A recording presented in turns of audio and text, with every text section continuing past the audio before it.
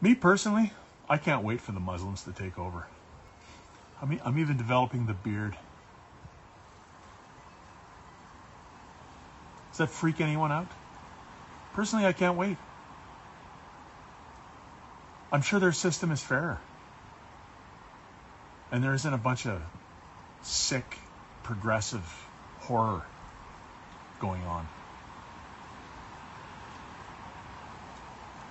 Does anyone wonder why the empires of the world have gone so hard at Muslims? They don't involve themselves in usury. Well, there goes the whole financial system right there. There goes the status quo. Does anyone ever think about these things? Does this ever cross anyone's mind at all? No, I'm not a Muslim, but I'll bet you the jizya tax is fairer than the taxes we're paying now. You know, that's what non-Muslims have to pay in a Muslim country.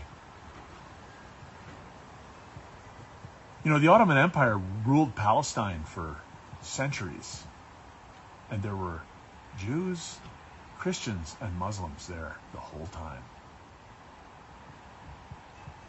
There was no problems.